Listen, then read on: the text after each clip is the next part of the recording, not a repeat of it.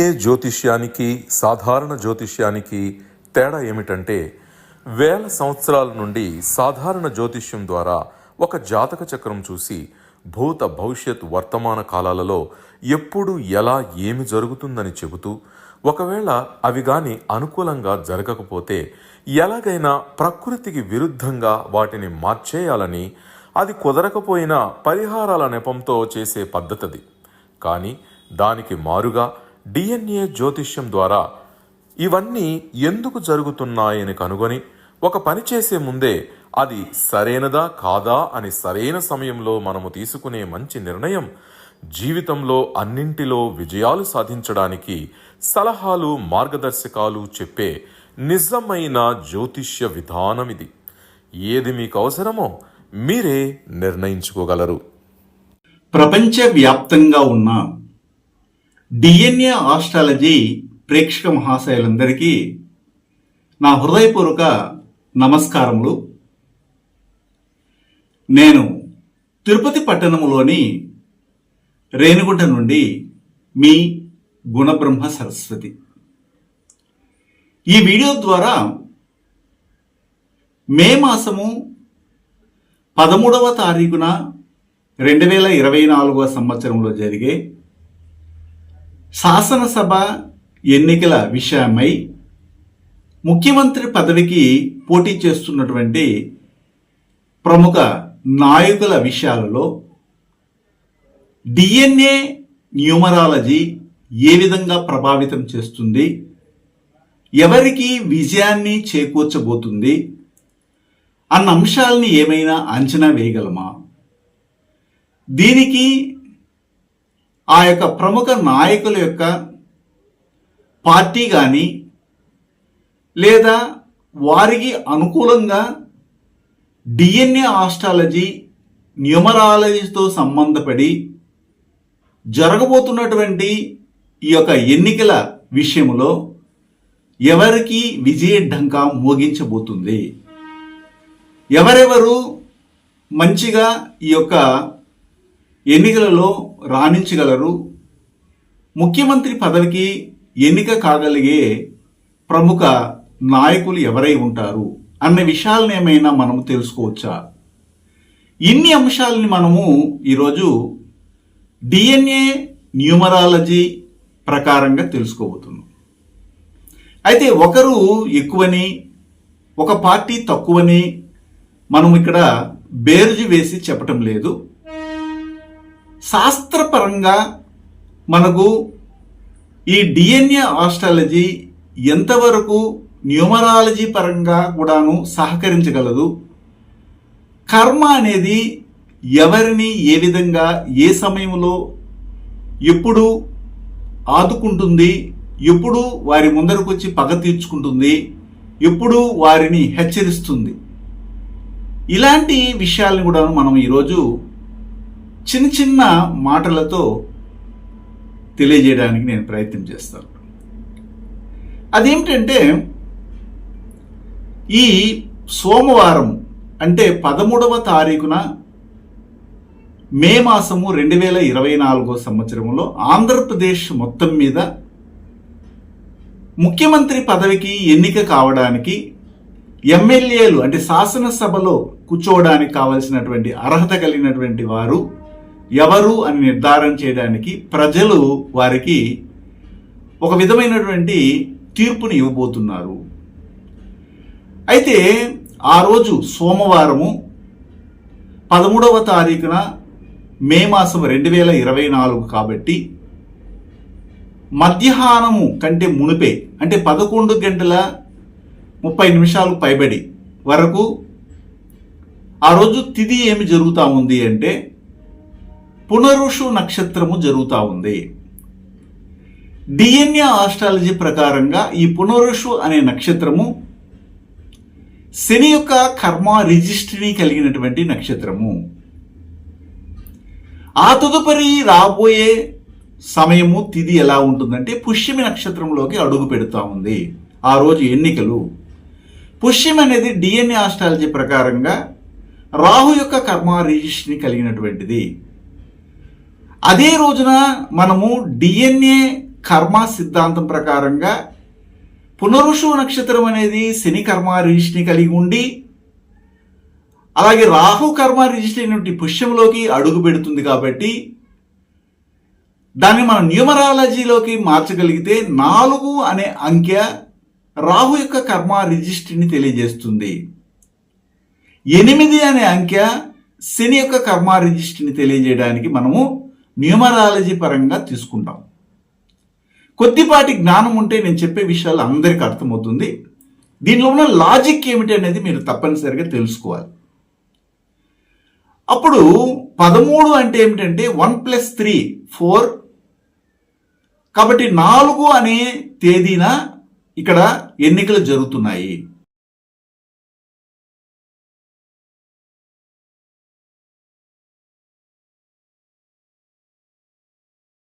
DNA జ్యోతిష్యం నేర్చుకోవడానికి ఆసక్తి ఉన్న వారందరికీ గురువుగారి తరపున స్వాగతం. దైవజ్ఞ శ్రీ గుణబ్రహ్మ సరస్వతి గారి నుండి ఆన్లైన్ ఆడియో క్లాసుల ద్వారా అద్భుతమైన ఈ వంశపారంపర్య జ్యోతిష్యంను బేసిక్స్ నుండి అడ్వాన్స్ వరకు నేర్చుకోవాలంటే మీరు ఒక్కసారిగా ఫీజు చెల్లించేస్తే మిమ్మల్ని డిఎన్ఏ వాట్సాప్ గ్రూప్లో యాడ్ చేసినప్పటి నుండి మీ జీవితకాలం డిఎన్ఏ జ్యోతిష్యానికి సంబంధించిన క్రొత్త అప్డేట్స్ని ఆ వాట్సాప్ గ్రూప్లో నిరంతరం పొందవచ్చు. ఫీజు చెల్లించిన వెంటనే జరిగిపోయిన పాఠాలు మీ ఈమెయిల్ ఐడి ఇస్తే గూగుల్ డ్రైవ్కి మొదటే గురువుగారు పంపిస్తారు. అందులో మీకేదైనా డౌట్స్ వస్తే జూమ్ క్లాస్లో గురువుగారే స్వయంగా క్లియర్ చేస్తారు. పీడిఎఫ్ కానీ ప్రింటింగ్ మెటీరియల్ కానీ ఇవ్వబడదని గమనించగలరు. అంటే 13వ తేదీ అయినప్పటికీ 2 అంకెలని కలపగా వచ్చినటువంటి ఒక సింగిల్ డిజిట్ తీసుకుంటే 4 అనే నెంబర్ కిందకు వస్తుంది. అది రాహు యొక్క కర్మ రిజిస్ట్ని తెలియజేసే పుష్యమి నక్షత్రంతో కనెక్ట్ అవుతా ఉంది. అయితే అంతా కూడదాం. 1 + 3 4 అయింది. మే మాసం అంటే 5. అప్పుడు ఏమవుతుందంటే ఈ యొక్క 1 + 3 4 + 5 9 అవుతుంది. 2024 మొత్తం యాడ్ చేస్తే 2 + 2 + 4 8 అవుతుంది. 8 + 9 కూడితే 17వ నెంబర్ కిందకు వస్తుంది. 17 అంటే 8. 8 అనే అంకెని మనకు శని అనే గ్రహానికి మనము నెంబర్గా ఇవ్వడం అనేది జరుగుతుంది. ఇక్కడ శని కర్మ రిజిస్ట్రీతోనే పునర్షు నక్షత్రంలోనే 11:30 వరకు కాలం గడుస్తుంది. అంతవరకు చాలా హంబుల్గా నిశ్శబ్ద వాతావరణంలో భయంగా ఓట్లు వేయడానికి రావడం జనాలు కనబడుతుంది. ఆ తర్వాత రాబోయే ఈ 11:30 తర్వాత వచ్చే పుష్యం అనేది రాహుకర్మ రిజిస్ట్రీ కాబట్టి అక్కడ చిన్న విపత్తు సంబంధమైనటువంటి గొడవలు రచ్చలు రగడలు జరగడము ఉధృతమైనటువంటి జన సందోహం రావడానికి అవకాశం ఉంటుంది. అయితే ఆ రోజు 4/8 అనే కాంబినేషన్లో ఈ యొక్క రోజు ఉంటుంది. అదేవిధంగా పునరుషు నక్షత్రం అనేది శని కర్మ రిజిస్ట్ని కలిగి ఉంటుంది. మరియు 8 అనేది శనికి సంబంధమైన నెంబర్గా తీసుకోవడం జరుగుతాం. అయితే ఇక్కడ 4/8 పునరుషు నక్షత్రము శని కర్మ రిజిస్ట్రీ, పుష్యం అనేది రాహుకర్మ రిజిస్ట్రీ, ఇవన్నీ ఏంటండి మాకు అర్థం కాలేదంటే దీనికి దగ్గరగా ఉన్నటువంటి పార్టీని మనం తీసుకున్నట్లయితే అక్షరము డిఎంటి అనేది ఏం చెప్తుంటే రాహుకర్మ రిజిస్ట్రీ తెలియజేస్తుంది. డి అనే నెంబరు 4వ నెంబర్ కిందకి, డి అనే అక్షరం 4వ నెంబర్ కిందకి, టి అనేది కూడా 4వ నెంబర్ కిందకి రావడం జరుగుతుంది. ఎం అనేది కూడాను 4వ నెంబర్ కిందకి వస్తుంది మన ఆల్ఫాబెట్గా నెంబర్స్ ఇవ్వడం వల్ల. అంటే టిడిపి అనేది తెలుగుదేశం పార్టీ సంబంధమైనటువంటి టి అనే అక్షరంతో మొదలైంది కాబట్టి ఇక్కడ రాహుకర్మ కనెక్ట్ అయిపోతాం. ఈ రాహుకర్మ అనేది ఏమిటంటే రాహు అంటేనే బ్రహ్మాండం. అత్యధికమైన మెజారిటీతో ఎవరు ఊహించిన విధంగా మొదట స్లోగా జరుగుతున్నటువంటి ఈ యొక్క ఎన్నికల రణరంగం అనొచ్చు దీన్ని. ఎన్నికలు నడుస్తుంటాయి, ఓట్లు వేస్తుంటారు. 11:30 వరకు చాలా స్లోగా నిమ్మలంగా ప్రశాంతంగా జరిగింది. ఆ తర్వాత ఊపందుకునేసి 11:30 నుండి పుష్యమి నక్షత్రంలోకి అడుగు పెట్టడం వల్ల ఆ రోజు చాలా వేగవంతమైనటువంటి విధంగా ఎన్నికలు జరుగుతాయి. కొన్ని చోట్ల ఉధృతమైనటువంటి రచ్చలు రగడలతో కూడినటువంటిది కూడా జరుగుతుంది. ఎందుకంటే రాహు అంటేనే మోసపూరితమైనటువంటి విషయాల్ని, గ్యాంబ్లింగ్ కానీ లేకపోతే ఇలాంటి ప్రమాదాలు కానీ, ఎక్స్ప్లోసివ్స్ అంటే ప్రేలుడు సంబంధమైన విషయాలు కూడా ఇక్కడ చోటు చేసుకోవడానికి అవకాశం ఉంటుంది. కాబట్టి ప్రజలు ఎన్నికల విషయంలో చాలా జాగ్రత్తగా అప్రమత్తంగా ఉండవలసినటువంటి పరిస్థితి. గ్రూపులుగా వెళ్ళి అక్కడ గుమికోవడం అనేది కూడా అంత మంచిది కాదని చెప్తున్నాను. అంటే ఇక్కడ ఎవరికి ఫేవర్ అయిందంటే టీడీపీకి ఈ రాహుకర్మ అనేది చాలా వరకు కనెక్ట్ అయింది. టీడీపీలో చివరిని పి అనేది తీసుకున్నట్లయితే పి అనేది నెంబర్ని 8వ నెంబర్ కిందకి మనం న్యూమరాలజీలో వేయడం జరుగుతుంది. అంటే 4/8 అనే కాంబినేషన్ అక్కడ మళ్ళీ కూడా రావడం జరిగింది. కాబట్టి దీన్ని బట్టి ఈ ఎన్నికల సమయము అంటే 13/5/2024 ఎవరికి ఫేవర్గా ఉంది అన్ని పార్టీల కంటే మన ఆంధ్రప్రదేశ్లో అంటే తెలుగుదేశం పార్టీకి చాలా ఫేవర్గా ఉంది. నేను వ్యక్తిగతంగాను పార్టీ పరంగా చెప్పటం లేదు. మనం న్యూమరాలజీని మరియు డిఎన్ఏ ఆస్ట్రాలజీని కలిపి మేళవించి కర్మ సిద్ధాంతాన్ని మరియు నెంబర్ సిస్టాన్ని మేళవించి చెప్పడం అనేది మీకు కొంతవరకు అర్థమవుతుంది. ఇది నిజం అవబోతుంది త్వరలో. అది కూడా ఎప్పుడంటే జూన్ మాసం 4వ తేదీకంతా. అక్కడ కూడా చూడండి 4వ తేదీ జూన్ మాసము 2024లోకి మళ్ళీ అడుగు పెట్టడం జరుగుతుంది. అంటే ఇక్కడ ఎన్నికలు జరిగింది 13వ తారీఖున జరగబోతుంది. రిజల్ట్స్ కూడాను 4వ తేదీకి రాబోతుంది. ఈ 4వ తారీఖు అనేది కూడా మళ్ళీ రాహుకర్మ కిందకి రావడం జరుగుతుంది. ఆ రోజు జరుగుతున్న నక్షత్రం భరణి నక్షత్రము. ఈ భరణి నక్షత్రానికి ఒక స్పెషాలిటీ ఉంది. అది ఏమిటంటే భరణి నక్షత్రంలో రాహు అనే గ్రహం పుట్టడం జరిగిందని మన డిఎన్ఏ ఆస్ట్రాలజీ ప్రకారంగా చెప్తుంటాము. కాబట్టి రాహు పుట్టినటువంటి నక్షత్రము భరణి నక్షత్రము.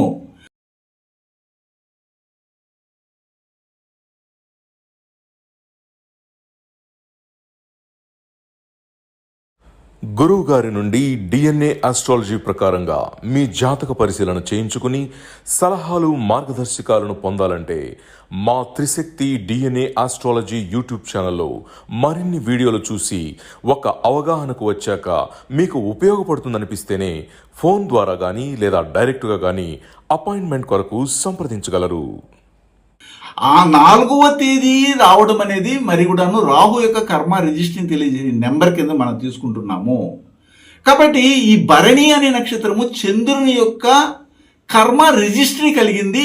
అందుకని ఇక్కడ మెయిన్గా చంద్ర అనే నేమ్ ఎవరికైతే అంటే చంద్రుని యొక్క అర్థము ఫుడ్ సంబంధమైనటువంటి అర్థము ఎవరికైతే ఉంటుందో ఈ ఎన్నికల్లో వారే పట్టభద్రులు అవ్వడం అంటే ఆ యొక్క పట్టాభిషేకానికి అర్హులు, ముఖ్యమంత్రి పట్టాభిషేకానికి అర్హులు అవ్వడం అనేది జరగబోతుంది.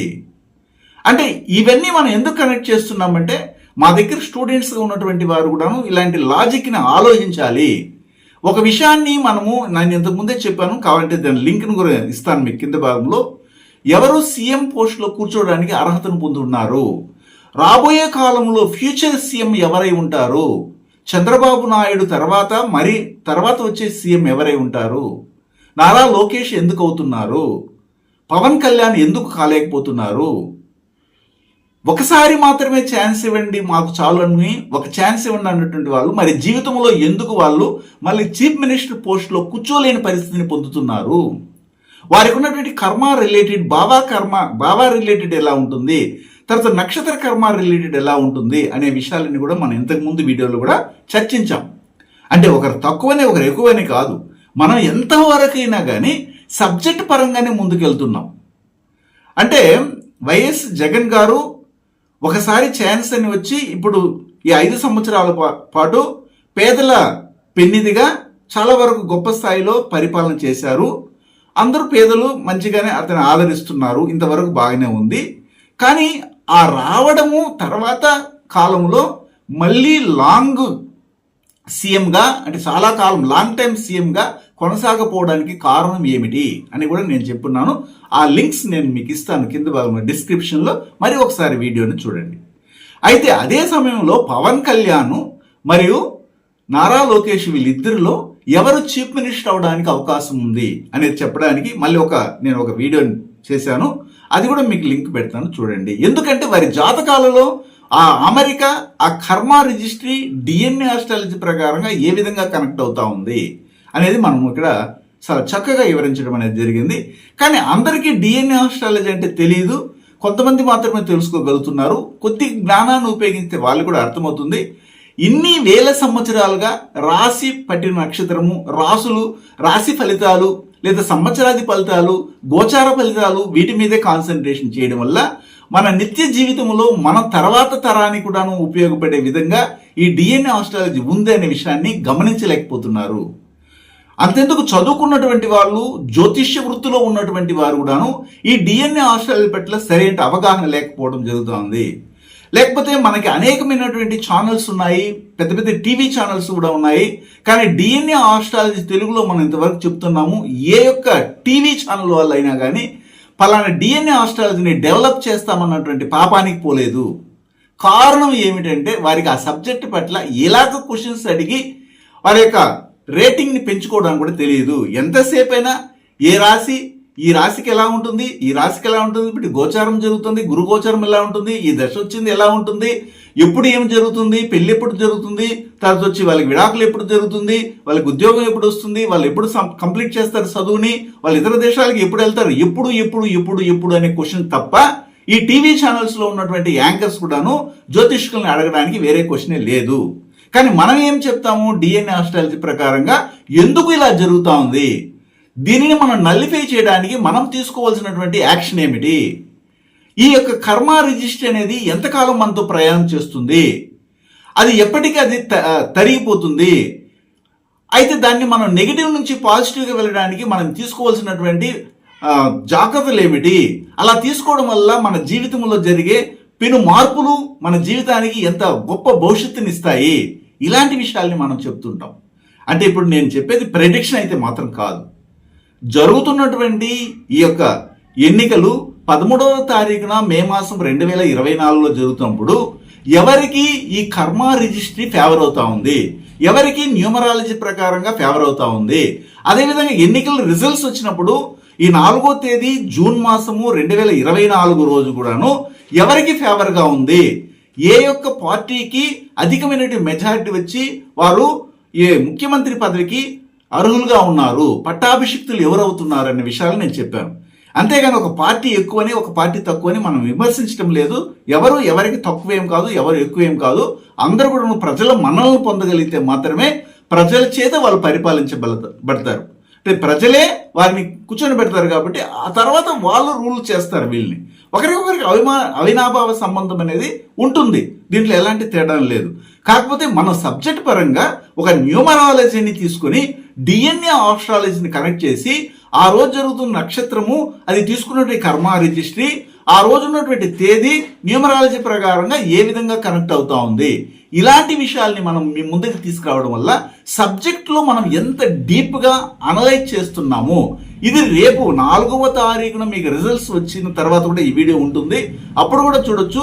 అయితే నేను చెప్పినటువంటి అంశాలు ఎవరు ముఖ్యమంత్రిగా ఉండడానికి అవకాశం ఉంటుంది, పూర్వం మనం చెప్పినట్టు వీడియోలో కూడా ఫ్యూచర్ సీఎం ఎవరై ఉంటారు, చంద్రబాబు నాయుడు పూర్తిగా కొనసాగుతారా, ఈ 2024 సంవత్సరం నుండి 2029 వరకు ఉంటారా, లేదా మధ్యకాలంలోనే తన పదవిని వదిలేసి తన కుమారుడికి అందజేస్తారా, దీనికి కారణం ఏమిటి అన్న విషయాలను కూడా మనం రాబోయే వీడియోలో కూడాను తెలియజేయడానికి ప్రయత్నం చేస్తాను.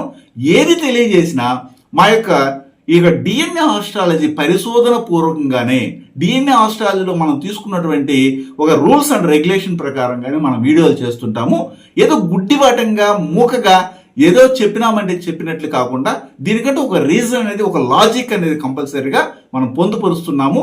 కొద్ది జ్ఞానాన్ని ఉపయోగించి జ్యోతిష్య ప్రియులు దీన్ని గమనించగలరని నేను ఆశిస్తున్నాను. ఖచ్చితంగా మీరు మమ్మల్ని ఆశీర్వదిస్తారని కూడా భావిస్తున్నాను. శుభం, మీ గుణబ్రహ్మ సరస్వతి.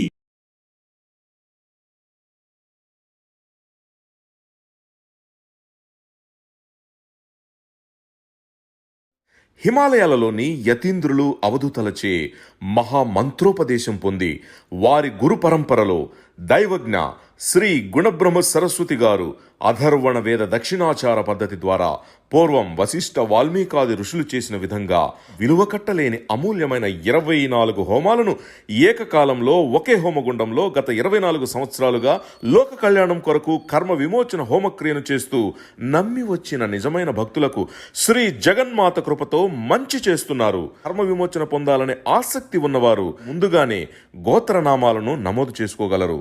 అడ్రస్ శ్రీ త్రిశక్తి పూజా మందిర్, తిరుపతి దగ్గర, రేణిగుంట, ఆంధ్రప్రదేశ్.